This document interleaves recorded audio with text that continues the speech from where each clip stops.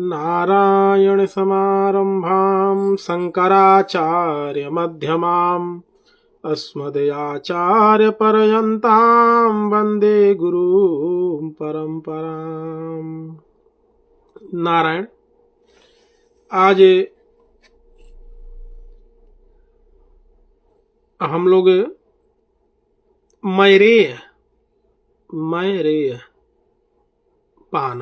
मैरेय पान के विषय में जानेंगे, क्योंकि आज कुछ अराजक तत्वों के द्वारा वाल्मीकि रामायण में भगवान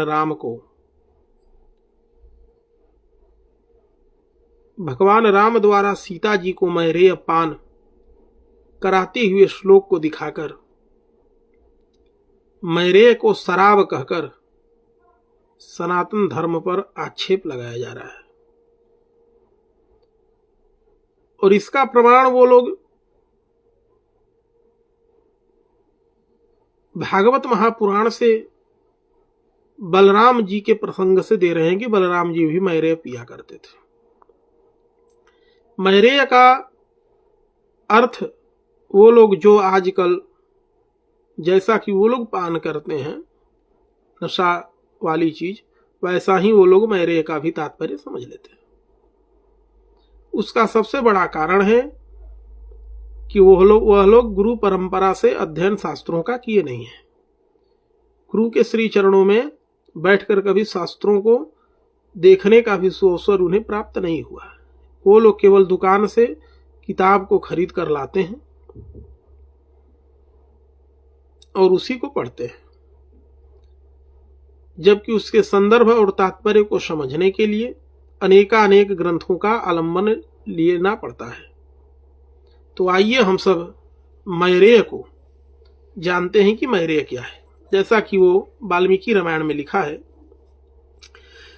सीता मादाय हस्तेन मधु मैरेयकं शुचि पाययामास काकुस्थः सचीमीव पुरंदर।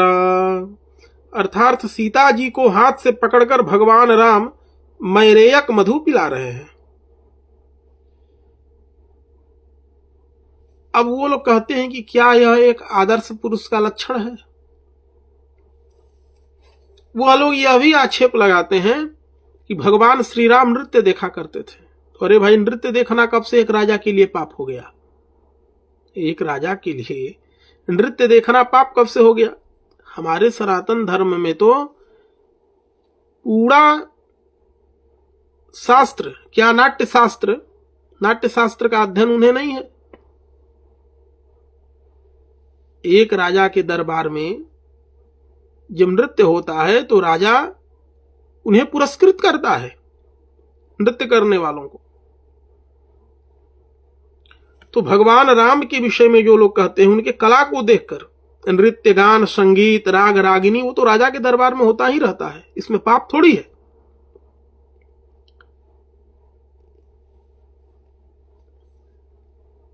तो ये लोग सीता जी को राम जी मैरेय पान करा रहे हैं।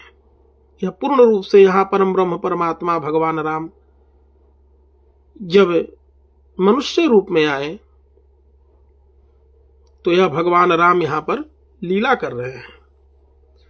तो यहां पर लिखते हैं, बृहद विष्णु स्मृति अध्याय 22 में देखिए आप, श्लोक 83 और 84 में लिखते हैं, माधुकम इच्छवम टांकम कौलम खार्जुरमानसे मृद्वीकार शमाध्वीके मैरेयम नारिकेलजम अमेध्यानि दशैतानि मद्यानि ब्राह्मणस्य च राजन्यश्चैव वैश्यश्च स्पृष्ट्वा द्वैतानि न दुष्यतः।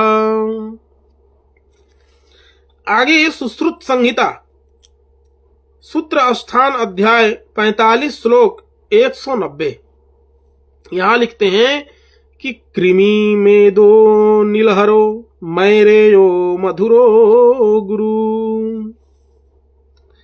इसलिए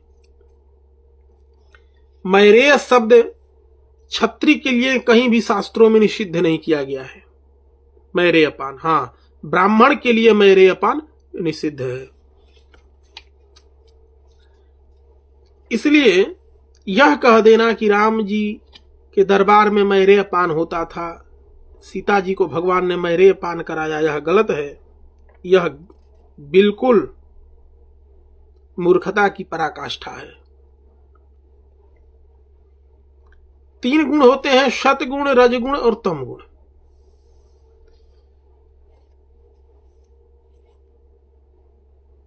सत्व गुण से भी सभी देवताओं की पूजा हो सकती है और तमोगुण से भी, किंतु एक गुण की सामान्य प्रधानता वाले आराधना उसी गुण से युक्त होकर करनी चाहिए। वैसे परम ब्रह्म परमात्मा तो निर्गुण गुणातीत है, किंतु फिर भी लोक व्यवहार में शिव जी को तमोगुण का अधिष्ठाता बताया गया है और विष्णु जी को सत्व गुण का। इसका मतलब यह नहीं कि शिव जी चाहे तो सत्व गुण नहीं हो सकते हैं, सत्व गुण के अधिष्ठाता नहीं हो सकते हैं, ऐसी बात नहीं है।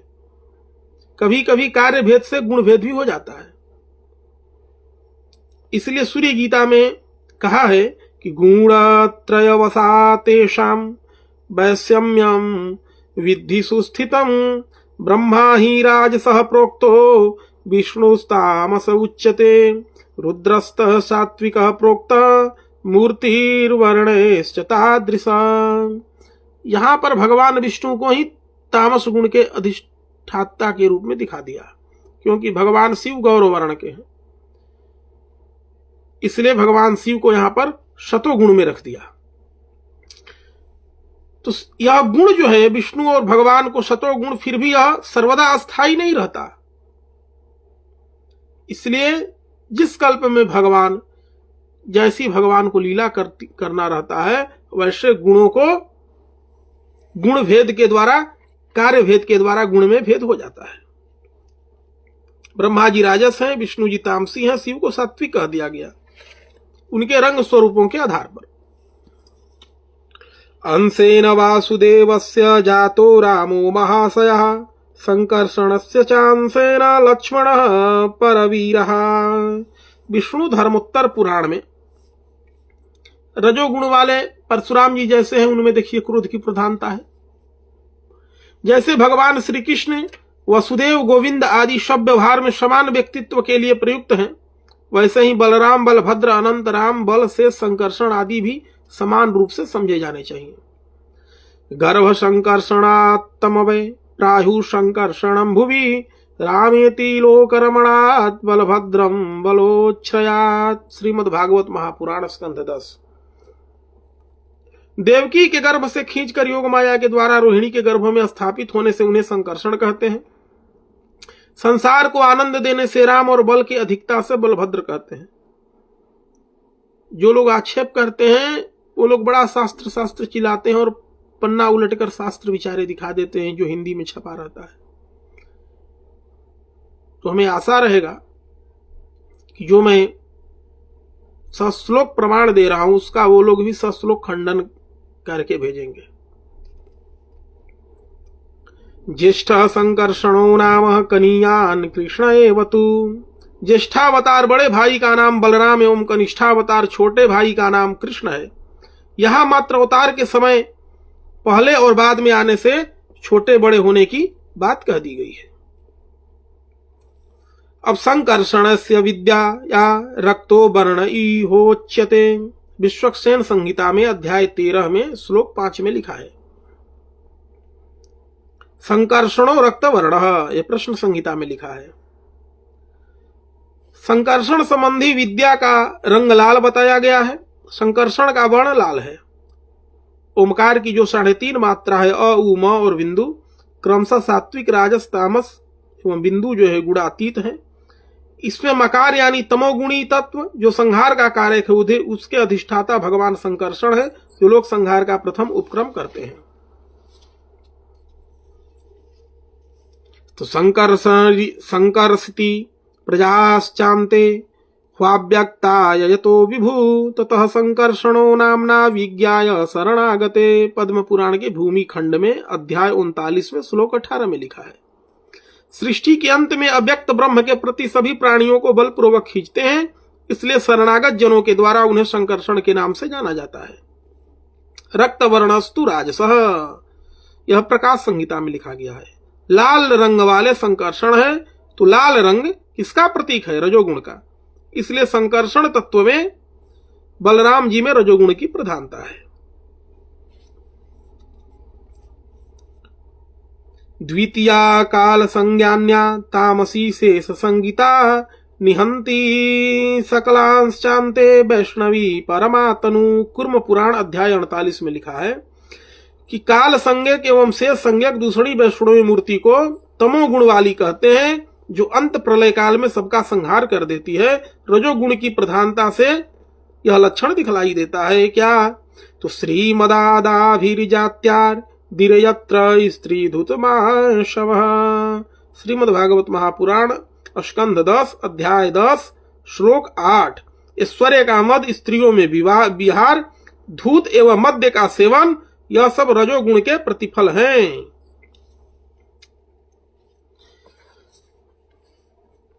शेषो भूत्वा हमेको ही धारयामी वसुंधराम। ब्रह्म पुराण। पातालनामधस्तास्ते शेषो विष्णुश्च तामसः। पाताल के नीचे तामसी विष्णु अर्थात विश्राम करती है। तामसी विष्णु की मूर्ति विश्राम करती है। पातालानाम मध्यांश्चान्ते शेषो विष्णुश्च तामसः गुणान्यान् स चानन्तः शीर्षा धारयन् महीम्। अग्नि पुराण अध्याय 105।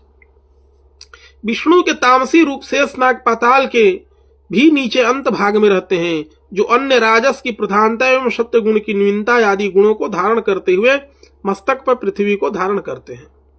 अब शिव गीता में कहते हैं, दुखास्पदम रक्त वर्णम चंचलम च रजोमतम। रक्त वर्ण वाला यह रजोगुण दुख एवं चंचलता देता है। रजोगुण की प्रधानता से हुए लक्ष्मणावतार में चंचलता दिखती थी। इसीलिए श्रीमद् देवी भागवत महापुराण में कहते हैं, रक्त वर्ण रजः प्रोक्तम प्रीतिकरम अद्भुतम। किंतु कंटकारक कर्म करने वाले रजोगुण का वर्ण लाल है। बलराम जी अद्भुत कर्मा भी थे, किंतु उन्होंने महाभारत में तथस्थ रहकर सुभद्रा का विवाह दुर्योधन से तय करके और भी ऐसे कतिपय भावनात्मक निर्णयों से अपने सुहृदों के लिए किंचित कष्ट की स्थिति निर्मित करके रजोगुणी अवतार की लीला सार्थक की थी। अब जो लोग कहते हैं कि बलराम जी मैरेय पान किए, और मैरेय का अर्थ वो लोग मदिरा करते हैं, तो पहले तो हम देखेंगे कि शास्त्रों में मदिरा की बड़ी निंदा की गई है। बुद्धि लुम्पन्ति यद्रव्यम मदकारी तदुच्यते तमोगुण प्रधानम च यथा मद्यम सुरादिकम। जो द्रव्य बुद्धि का नाश कर दे उसे तमोगुण की प्रधानता के कारण मदकारक कहते हैं। जैसे मद्य, सुरा आदि। मद्य, मधु, सुरा, मदिरा आदि ये सब शब्द पर्यायवाची कहीं कहीं माने गए हैं। इनका अर्थ है मदहोश करने वाला।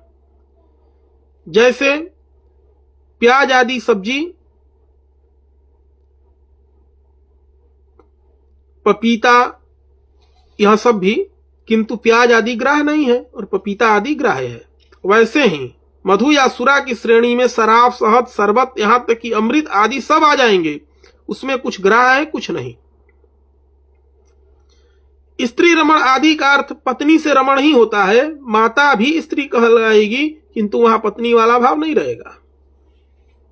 यथा नाड़ी भवे क्षीणा रोगेस्मिन् भिषजा तथा सजला बललाभाय मृत संजीविनी सुरा। आयुर्वेद ग्रंथों में सुरा से रोगों की चिकित्सा का व्यापक यह वर्णन किया गया है। भैषज्ञ रत्नावली अध्याय 99 श्लोक 6। बलराम जी केवल बारुणी नाम का ही पेय विशेष ग्रहण करते थे, किसी अन्न मदिरा आदि का नहीं। बारुणी को किस ऋतु में पिए, किस रोग में सेवन करें, इसके कुछ सामान्य उदाहरण आप देख सकते हैं। वाग्भट्ट संहिता चिकित्सा स्थान में देखिए।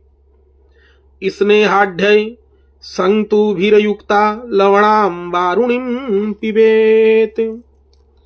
सुसंस्कृता प्रदेया स्यूर घृतपूरा विशेषतः बारुणीम च पिबेत जंतुस्तथा संपद्यते सुखी। सुश्रुत संहिता उत्तर तंत्र में।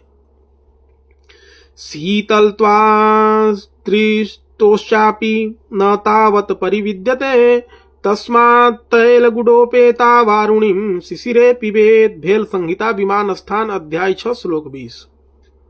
बलराम जी स्वयं परम योगेश्वर हैं, वे योग बल से भी वारुणी पान कर सकते हैं, अतएव उनमें सामान्य पतित मद्यप की भावना का आधान उचित नहीं है। हाहारव तंत्र कापाल मुद्राम वारुणी पिबामी, मैं कापाल मुद्रा वाली वारुणी को पीता हूं। ओमकार की जो अंतिम बिंदु मात्रा है उसे भी वेदों में वारुणी कहा गया है, जिसे साधक गण प्यान करते हैं। परमाचाद्र मात्रा ही मात्राया वारुणीम ताम विदुर्बुधा, नाद बिंदु उपनिषद में। अब रुद्रयामल तंत्र देखिए। कलहा सप्तदश प्रोक्ता अमृतम श्राव्यते शशि, प्रथमा सा विजानीयादीतरे मद्यपायिन। चंद्रमा की 16 एवं यौगिक के साथ कुल 17 कलाएं हैं, जिनमें वह अमृत टपकता है उसे ही पंचमकार में प्रथम जानना चाहिए। उसका ही सेवन करने वाला तंत्र में मद्यप है, अन्यथा सामान्य शराबी तो बहुत से हैं।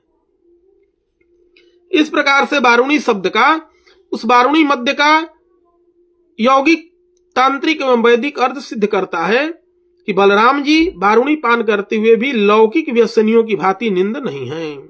शतपथ ब्राह्मण में अन्नम सुरा आदि भी आया है। मनुस्मृति को देखिए।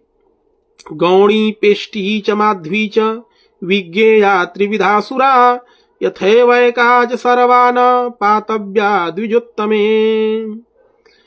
श्लोक में सुरा के गौड़ी, पेष्ठी और माध्वी 3 प्रकार की सुरा का वर्णन है, जो द्विजातियों के लिए सर्वथा त्याज्य है। नारद पुराण निर्माण द्रव्य के भेद से इनके 11 प्रकार बताते हैं। तालम च पानसम दैवम द्राक्षम खार्जूर संभवम माधुक शैलमारिष्टम मैरेयम नारिकेरजम गौड़ी माध्वी सुरा मध्य मेवमेकादश स्मृता। यह नारद पुराण अध्याय पूर्वार्ध अध्याय 30 श्लोक 30 और 31 में लिखा है। यहां पर खजूर से ही वर्णन है वारुणी का, वारुणी बनाने का। अब कुछ लोग कहते हैं कि बलराम जी ने अधिक धर्म रक्षक बनने के चक्कर में उस श्लोक को ही प्रक्षिप्त बता देते हैं। ऐसी बात नहीं है। विधर्मी लोग कितना हो आक्रमण करे, पर सभी समस्याओं का समाधान, सभी आक्षेपों का उत्तर हमारे शास्त्रों में ऋषि लोग लिखकर चले गए हैं। श्रीमद् भागवत महापुराण स्कंध 10 अध्याय 67 श्लोक नंबर 10 में आप देखिए। गायन्तम वारुणीं प्रीत्वा मद विहुवलोचनम विभ्राजमानम वपुषा प्रभिन्नमिव वारणम। बलराम जी के नेत्र मद से चंचल हो रहे थे वारुणी पीकर। वे वारुणी का पान करके गा रहे थे एवं उनके व्यक्तित्व की शोभा मदमस्त हाथी के समान हो रही थी। यह प्रसंग उस समय का है जब वे विहार के लिए रैवतक पर्वत पर गए थे और उन्होंने बाद में द्विविद का वध किया था। जिस प्रकार से श्रुति मंत्र पूर्व काल के अयोध्या की श्री रामाकर्षिता स्त्रियां एवं ऋषियों ने भी श्री कृष्णचंद्र जी के साथ गोपी भेष में कात्यायनी देवी की पूजा के समय वरदान फलस्वरूप शरद पूर्णिमा में यमुना तट पर रासलीला की थी, वैसे ही शेषनाग के अवतार बलराम जी भी ने यमुना के तट पर चैत्र पूर्णिमा को गोपी भेष धारण करने वाली नाग कन्याओं के साथ रासक्रीड़ा की थी। अब गर्ग संहिता में आप इस वर्णन को आप देख सकते हैं, जो भगवान ने गोप कन्याओं के साथ, नाग कन्याओं ने गोप कन्याओं का रूप धारण करके गर्गाचार्य जी से बलभद्र जी के पांचांग प्राप्त करने की विधि की। पांचांग कहते हैं पटल पद्धति, कवच, स्तोत्र और सहस्त्र नाम को। इसको पांचांग कहते हैं बलराम जी का। तो उस चैत्र पूर्णिमा को किंचित लालिमा वाला पूर्णचंद्र संपूर्ण वन को आनंदित करता हुआ विराजमान था। तो वरुण देवता के द्वारा भेजी गई वारुणी का पान वहां बलराम जी ने किया। अथ वरुण प्रेषिता वारुणीं देवी पुष्प भार गंध लोभी मिलिंदनादित वृक्ष कोटरेभ्य पतंती सर्वतो वनम सुरभि चकार। वह ऐसा था। अब विष्णु पुराण में आप देखिए, पपोच गोप गोपी भी समवेतो मुदान्वित उपगीयमानो ललितम गीतवाद्य विशारदे। विष्णु पुराण में अध्याय 5 के अंश 5 के अध्याय 25 में है। बारुणी देवी के प्रकट्य बलराम जी के द्वारा उनके पान की यह कथा विष्णु पुराण में वर्णित है। अब गर्ग संहिता में एक वर्णन आता है कि बलराम जी की वहां पर विस्तार से बलराम जी का प्रांगिपाक मुनि ने वहां पर वर्णन किया है। जय जयाच्युत देव परात्पर स्वयं अनंत दिगंत गत श्रुत सुरमुनीन्द्र फणीन्द्र वरायते मुसलीने बलिने हलिने नमः। गर्ग संहिता बलभद्र खंड अध्याय 11 श्लोक 2 में आप देख सकते हैं।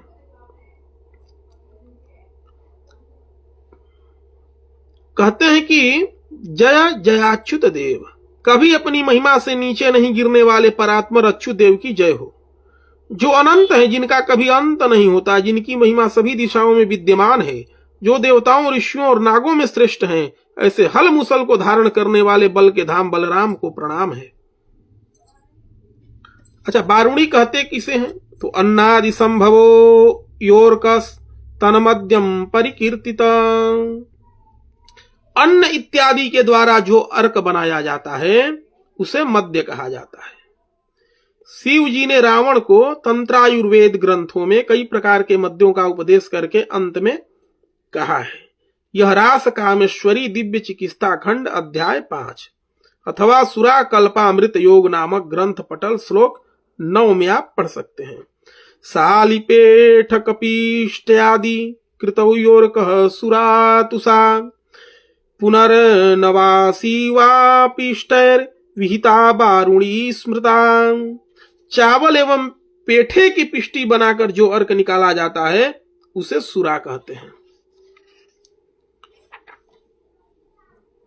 पुनर्नवा एक घास होता है, एवं हरण को पीसकर उसकी पिष्टी से निकाला गया अर्क वारुणी कहलाता है। रावण को शिव जी ने 100 से अधिक प्रकार के अर्क एवं मद्य के निर्माण की विधि बताई, क्योंकि मंदोदरी ने रावण को यही बात बताते हुए एक जगह कहा है, पुनर्नवा शिला पिष्टेर विहिता बारुणी चसा संहितेर ताल खरजूरर शैर्यासा बारुणी सचा बारुणी। दिव्यौषधि कल्प मध्य प्रकरण पटल 11 श्लोक 59। पुनर्वा को पीसकर, पत्थर पर पीसकर उससे बनने वाले मद्य को बारुणी कहते हैं। ताड़ एवं खजूर के रस को मद्य बनता है, उसको बारुणी कहते हैं।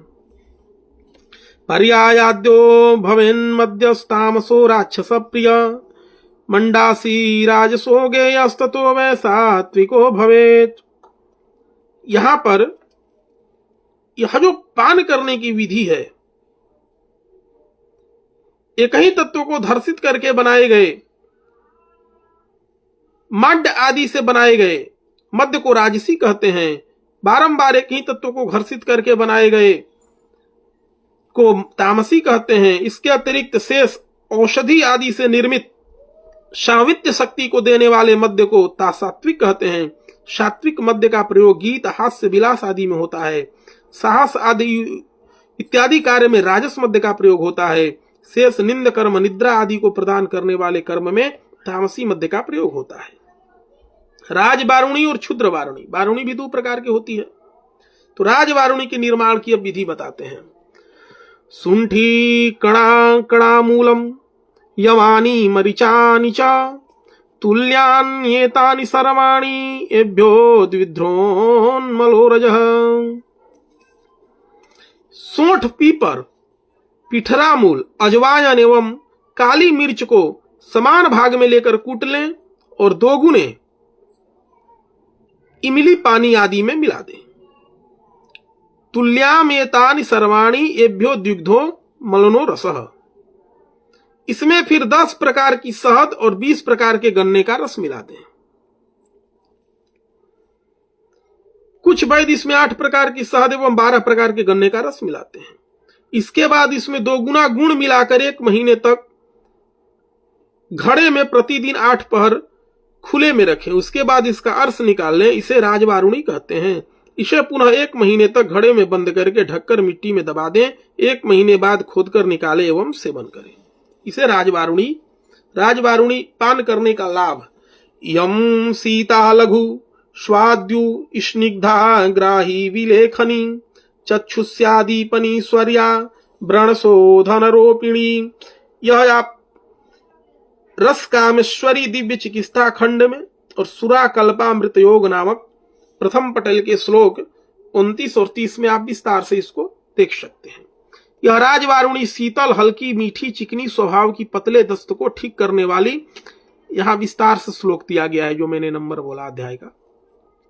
कंठ को मधुर करने वाली, घाव जख्मादि भरने वाली, शरीर को सुंदर सुकुमार बनाने वाली, नाड़ियों में रक्त प्रवाह को सुधारने वाली,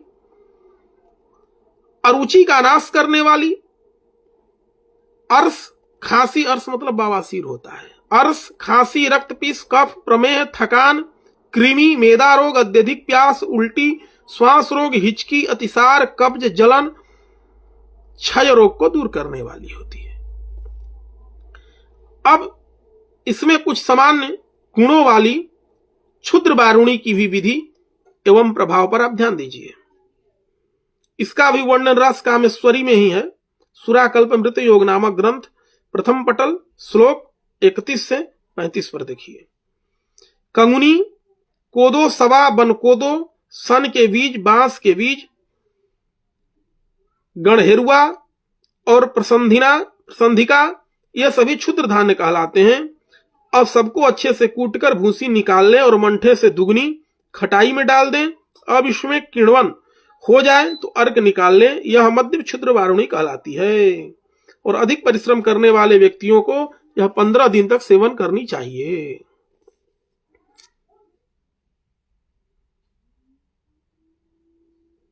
बलराम जी रजोगुणी अथवा मतांतर से तमोगुणी अवतार हैं, जिनके कारण उनके व्यक्तित्व में तमोगुणी अथवा रजोगुणी क्रियाचित वारुणी पान की लीला सामान्य है।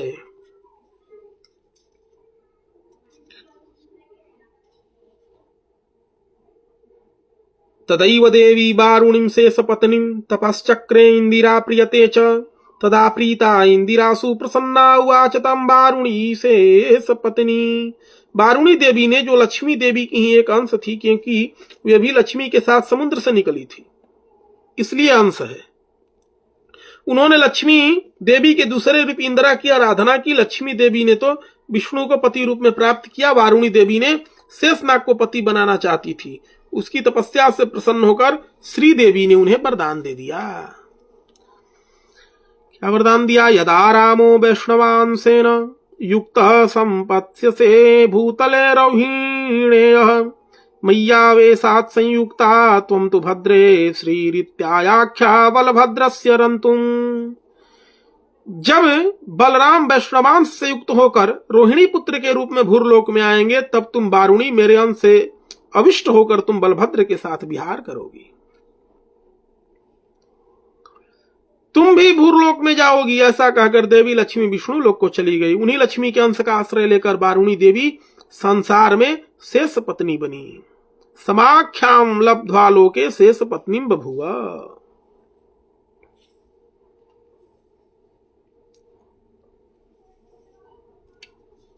इसलिए बलराम जी जो मैरेय है, जो वारुणी है, वह राजाओं के लिए, शास्त्रों में देखना चाहिए कि राजाओं के लिए निषिद्ध नहीं है। वह दिव्य औषधियों से बनने वाला एक पेय पदार्थ है और राजाओं के लिए आदेश है, ब्राह्मणों के लिए निषिद्ध है। इसलिए ऐसे जो मूर्ख अपवाद करते हैं उन्हें औषधि शास्त्र का ज्ञान नहीं है। जो भगवान राम के दरबार में नृत्य इत्यादि का विरोध करते हैं उन्हें नाट्य शास्त्र का ज्ञान नहीं है। ऐसे लोगों के बहकावे में बिल्कुल ना आवे। अपने शास्त्रों को जो लोग गुरु परंपरा से हमारे आचार्य गण पढ़े हैं उनके श्री चरणों में बैठकर शास्त्रों का अध्ययन करें, स्वाध्याय करें, उनके मार्गदर्शन में ही, जो हमारे शंकराचार्य भगवान इत्यादि हैं, उनके मार्गदर्शन में ही शास्त्रों को अध्ययन करके, उनके वचनामृत का पान करके अपने जीवन को सुंदर बनाएं और उस परम ब्रह्म परमात्मा की ओर साधना के द्वारा उनके बताए मार्ग के बल पर आगे बढ़ें। जय श्रीमन नारायण, जय श्री बलभद्र।